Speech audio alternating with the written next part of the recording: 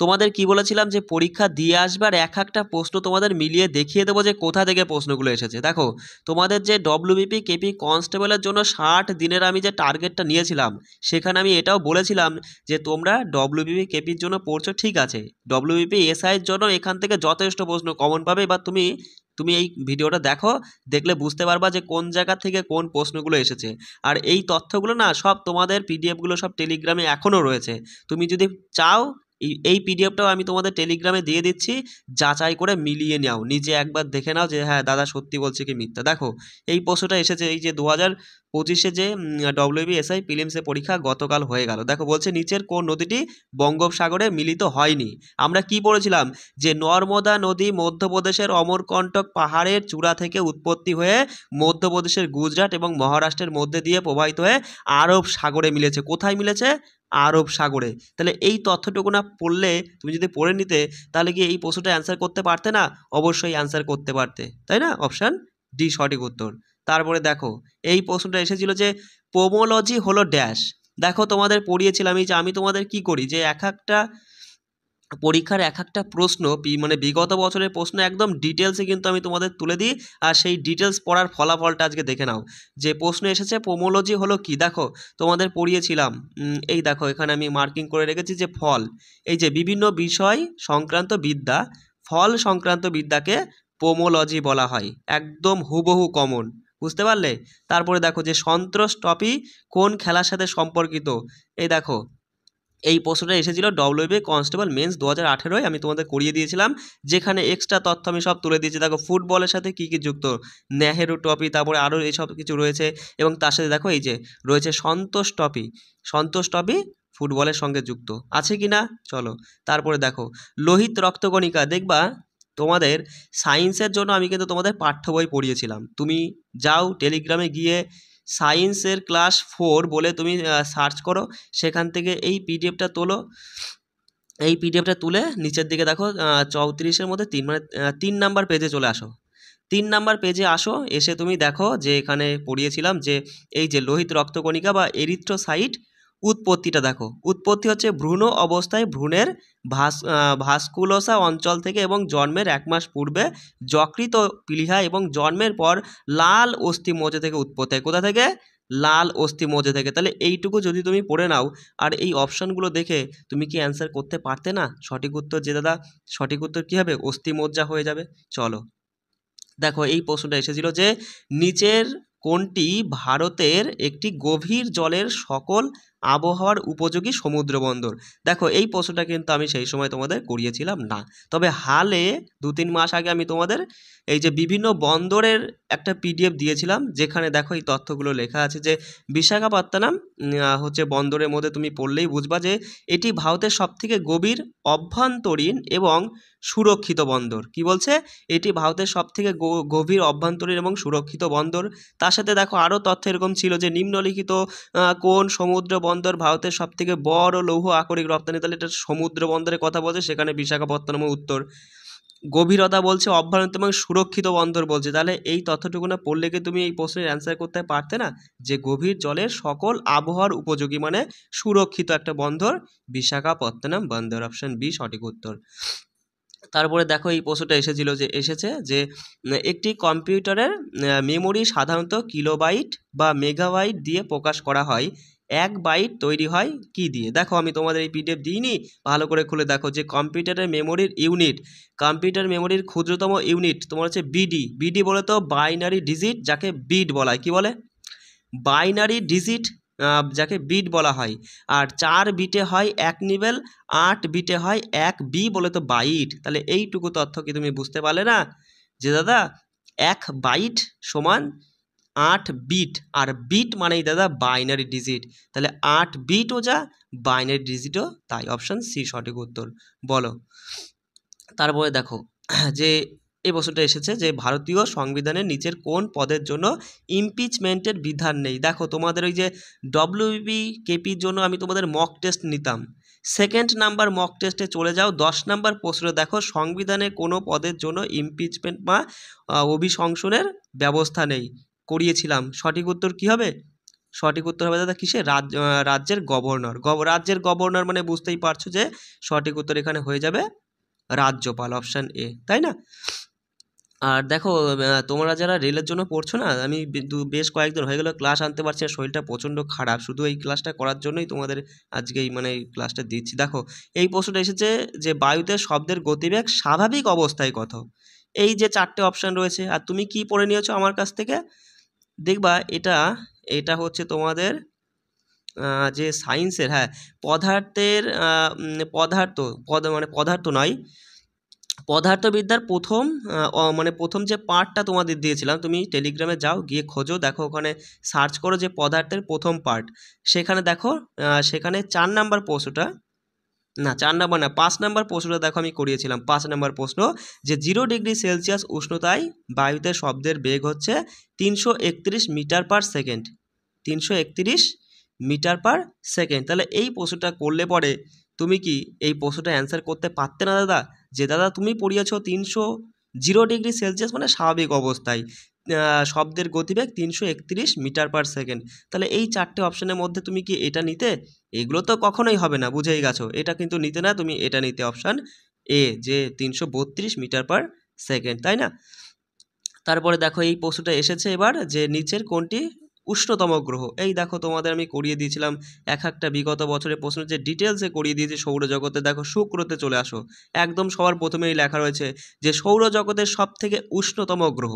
বুঝতে পারলে? তাহলে এইটুকু পড়লেই তুমি আরামসে খুব সহজে অ্যান্সারটা করে আসতে পারতে যে দাদা শুক্র হবে সঠিক উত্তর।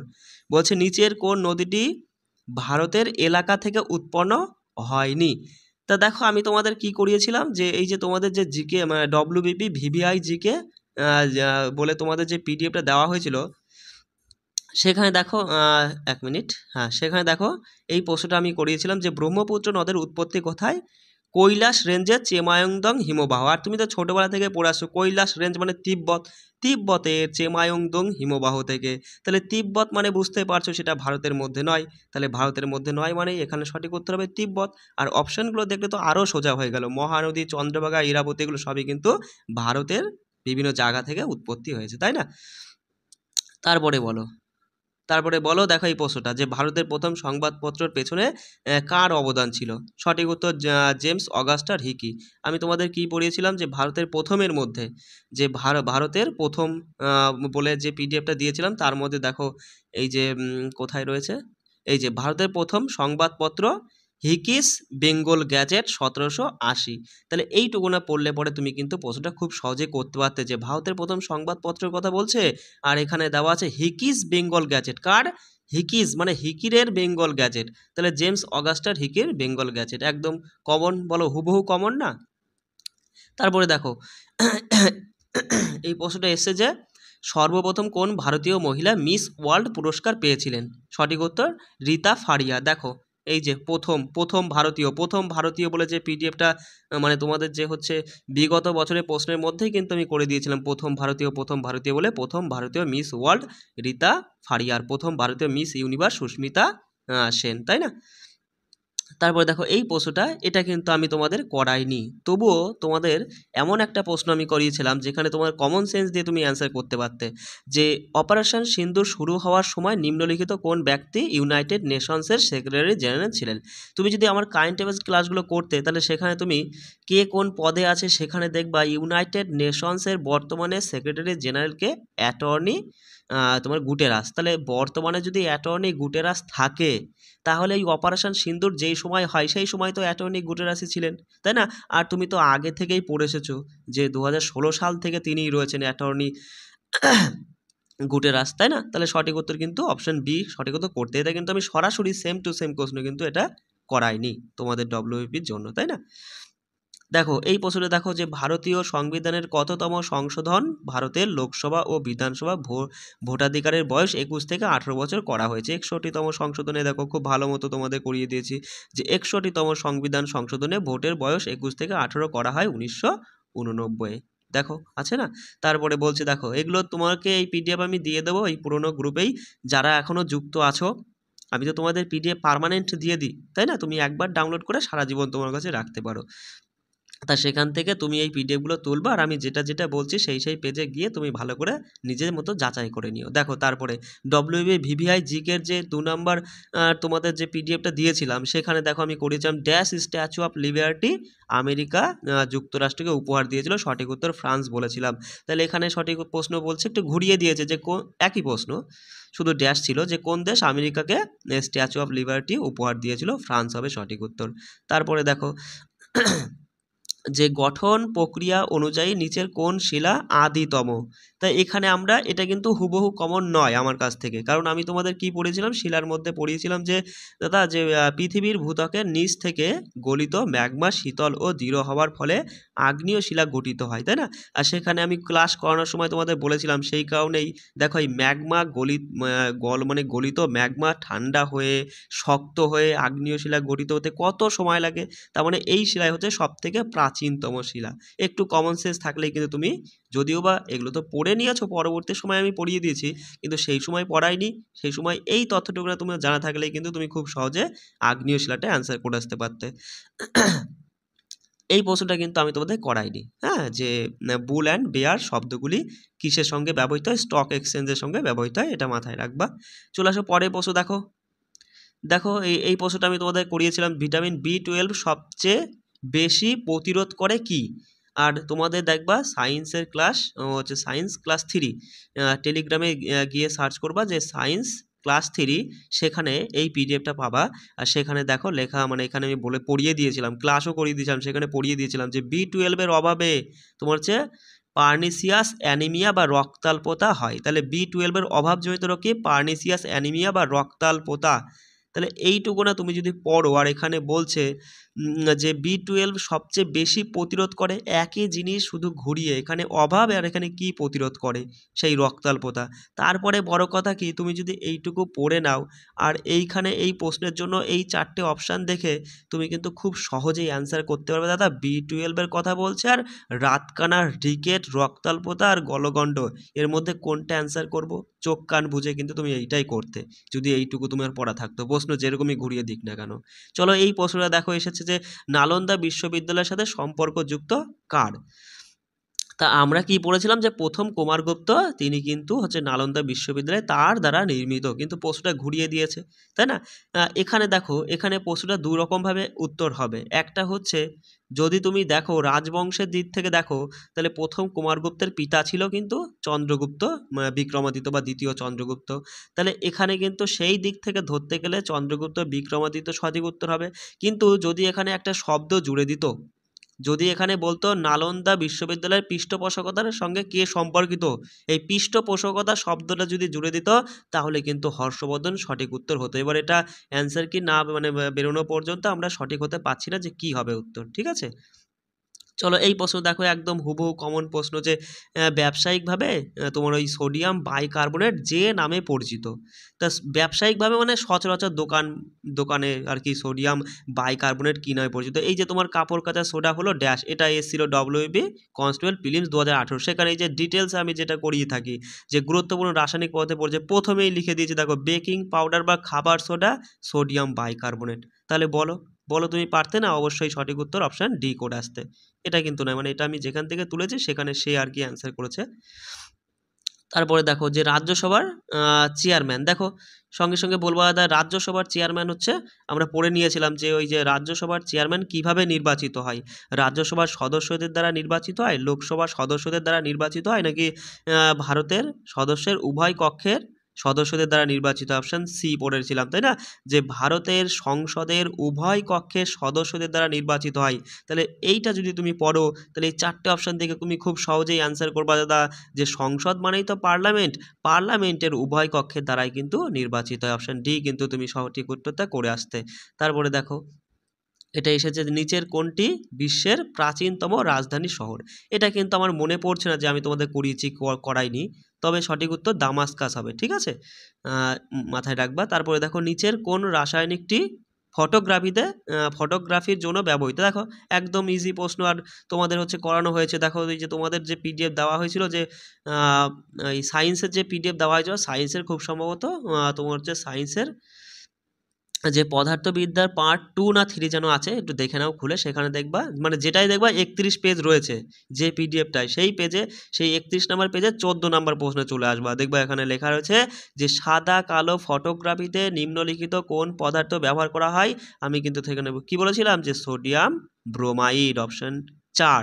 তাহলে এখানে সোডিয়াম ব্রোমাইড অপশন এ হয়ে যাবে, বুঝতে পারলে? চলো দেখো একদম কমন প্রশ্ন, হুবহু কমন, যে ইউনাইটেড নেশনসের সদর দপ্তর কোথায় অবস্থিত। ভালো মতো তোমাদের রাষ্ট্রপুঞ্জ বা জাতিসংঘ বা ইউনাইটেড নেশনসে পড়ানোর সময় আমি তোমাদের বলে দিয়েছিলাম যে ইউনাইটেড নেশনসের সদর দপ্তর আমেরিকা যুক্তরাষ্ট্রের নিউ ইয়র্ক শহরে। কোথায়? নিউ ইয়র্ক শহরে। সঙ্গে সঙ্গে অপশান এ সঠিক উত্তর করবা, ওয়াশিংটন ডিসি নয়, ঠিক আছে? ও যে নিচের কোনটি ভারতের একটি কেন্দ্রায়িত অঞ্চল নয়। এই আবার এমন কি প্রশ্ন বলো, এ তো একদম পাতি প্রশ্ন, যে সবই একদম পাতি প্রশ্ন, তো এটা তো একদম মানে সচরাচর একটা বাচ্চা ছেলেও বলে দেবে যে হচ্ছে কেন্দ্রশাসিত অঞ্চলের মধ্যে কিন্তু নাগাল্যান্ড কখনোই পড়বে না, লাক্ষাদ্বীপ পড়ছে, পুদুচেরি পড়ছে, তাই না, দমন ও দিউ পড়ছে, তাই না? কিন্তু নাগাল্যান্ড কিন্তু রাজ্য, তাই না? তারপরে বলো দেখো নিচের কোনটি বহু ব্যবহারকারী অপারেটিং সিস্টেম নয়। তো এটা তোমাদের কম্পিউটারের যে পিডিএফ দিয়েছিলাম সেখানে পড়িয়েছিলাম, ঠিক আছে? যে বহু ব্যবহারকারী অপারেটিং সিস্টেমের মধ্যে কিন্তু এমএস ডস কিন্তু পড়ছে না। দেখো ইউনেস্কো নিচের কোন পুরস্কারটি তাদের প্রদান করে, ভালো করে বোঝো প্রশ্নটা কি বলছে, যে ইউনেস্কো নিচের কোন পুরস্কারটি তাদের প্রদান করে যারা জীবনে জীবনে বিজ্ঞানের ভূমিকাকে জনমুখী করার প্রচেষ্টা করেন। তাহলে বিজ্ঞানের ভূমিকাকে, কিসের ভূমিকাকে? বিজ্ঞানের ভূমিকাকে জনমুখী করার জন্য ইউনেস্কো তাদেরকে কোন পুরস্কার প্রদান করে? সিম্পল ব্যাপার, আমরা কি পড়েছিলাম দাদা? আমরা বিভিন্ন পুরস্কারের মধ্যে আমরা এটা পড়েছিলাম যে কলিঙ্গ পুরস্কার বিজ্ঞানের জনপ্রিয়তার জন্য দেওয়া হয়, শান্তিস্বরূপ ভাটনাগর পুরস্কার এটাও বিজ্ঞান ও প্রযুক্তির জন্য দেওয়া হয়, গ্র্যামি পুরস্কার সঙ্গীতে দেওয়া হয়। দেখো এক জায়গা থেকে দুটো প্রশ্ন এসছে তোমার এই পরীক্ষায়। তাহলে সঠিক উত্তর তুমি যদি এটা পড়ে নাও যে কলিঙ্গ পুরস্কার বিজ্ঞানের জনপ্রিয়তার জন্য দেওয়া হয়, তাহলে এই 4টে প্রশ্নের মধ্যে কি মানে অপশানের মধ্যে তুমি কি সঠিক উত্তর করতে পারতে না? অপশান এ অবশ্যই পারতে। তারপরে দেখো বলছে কোন ধূমকেতু প্রতি 76 বছর অন্তর অন্তর প্রতীয়মান হয়। ছোটবেলা থেকে আমরা পড়ে আসি, তোমাদের দেখো করিয়ে দিয়েছি যে 118 নম্বর প্রশ্নে রয়েছে হ্যালির ধূমকেতু প্রায় কত বছর অন্তর একবার দেখা যায়? হ্যালির ধূমকেতু দাদা 76 বছর পর পর দেখা যায়। তাহলে প্রশ্নটা শুধু ঘুরিয়ে দিয়েছে, এখানে আমাদের উত্তর ছিল 76, আর এখানে বলেছে কার ধূমকেতু? হ্যালির ধূমকেতু, অপশন সি সঠিক উত্তর, বুঝলে? চলো তারপরে দেখো এই প্রশ্নটা একদম হুবহু কমন প্রশ্ন, যে ভারতের প্রথম মুখ্য ইলেকশন কমিশনার কে ছিলেন? মুখ্য ইলেকশন কমিশনারও যা, আর আমরা পড়েছিলাম কি, আমরা পড়েছিলাম যে প্রথম প্রধান নির্বাচন, এই যে প্রধান মানেই মুখ্য, নির্বাচন কমিশনার অর্থাৎ ইলেকশন কমিশনার, একই জিনিস, শুধু নির্বাচনটাকে ইংরেজিতে বলে দিয়েছে যে ইলেকশন কমিশনার। সুকুমার সেন 1950, তাই না? অপশন সি সঠিক উত্তর। তারপরে দেখো একদম হুবহু প্রশ্ন চলে এসেছে যে পৃথিবীর বায়ুমণ্ডলে সবচেয়ে বেশি পরিমাণে যে পদার্থ পাওয়া যায় তা হলো কি? দেখো আমরা পড়ে নিয়েছিলাম এই ডব্লিউবি কনস্টেবল মেন্স 2018 প্রশ্ন এসেছিল এটা, যে বাতাসে নাইট্রোজেনের শতকরা পরিমাণ কত। এইটা থেকে আমরা কিন্তু নিচে আরও ডিটেলস ছিল পড়ে নিয়েছিলাম, সেখানে আমরা দেখেছিলাম এই যে বিভিন্ন গ্যাসের নাম আর শতকরা পরিমাণ। সবার প্রথমেই রয়েছে নাইট্রোজেন, কত শতাংশ? 78.08%। খুব সহজেই তুমি নাইট্রোজেন অ্যান্সার করে দিয়ে আসবে, তাই না? তারপরে দেখো বলছে যে 1939 সালে কাকে পরাজিত করে সুভাষচন্দ্র বসু কংগ্রেসের সভাপতি হয়েছিলেন? খুব সুন্দরভাবে আমরা পড়ে নিয়েছিলাম যে এই যে নেতাজি সুভাষচন্দ্র বসু দেশ ত্যাগ করেছিল কত সালে? এটা এসেছিল ডব্লিউবি কনস্টেবল প্রিলিমস 2018। আর সেখানে আমরা ডিটেলসে এতটুকু মানে আরও আছে মানে পড়ে নিয়েছিলাম নেতাজি সুভাষচন্দ্র বসু সম্পর্কে। সেখানে পড়েছিলাম এই দেখো যে 2বার জাতীয় কংগ্রেসের সভাপতি নির্বাচিত হন। প্রথমে 1938 সালে হরিপুরা অধিবেশনে, আর দ্বিতীয় 1939 সালে তোমার ত্রিপুরা অধিবেশনে। এই ত্রিপুরা অধিবেশনে গান্ধীজির মনোনীত পট্টবী রামাইয়াকে হারিয়ে কংগ্রেসের সভাপতি নির্বাচিত হন। তাহলে তুমি যদি এটা যদি 2বার রিডিংও পড়তে, তাও শুধু কিন্তু মানে তাও তুমি সঠিক উত্তরটা করে আসতে পারতে দাদা, পট্টবী সীতারামাইয়া। তারপরে দেখো এই প্রশ্ন এসেছিল যে তোমার ওই নিচের কোন পদার্থটি 0°C থেকে 4°C পর্যন্ত উত্তাপ্ত করলে আয়তনে কমে? আমরা কি পড়েছিলাম? ডব্লিউপি বিবিআই জিকে 1-এর চলে যাও, সেখানে দেখো এই প্রশ্নটা করেছিলাম যে 0°C থেকে 4°C মধ্যে একটি প্রদত্ত পরিমাপ মানে প্রদত্ত পরিমাণ জলের আয়তন কিরূপ হবে? শূন্য হবে, কমে যাবে, একই হবে নাকি বাড়বে? কি পড়েছিলাম সঠিক উত্তর যে কমে যাবে। একই প্রশ্ন শুধু একটু ঘুরিয়ে দিয়েছে, একটু ভেবে দেখো, একই প্রশ্ন কিন্তু শুধু আমাদের অ্যান্সার এক্ষেত্রে কমে যেত, আর এক্ষেত্রে অ্যান্সার হচ্ছে জল হয়ে যাবে, অপশান এ, তাই না?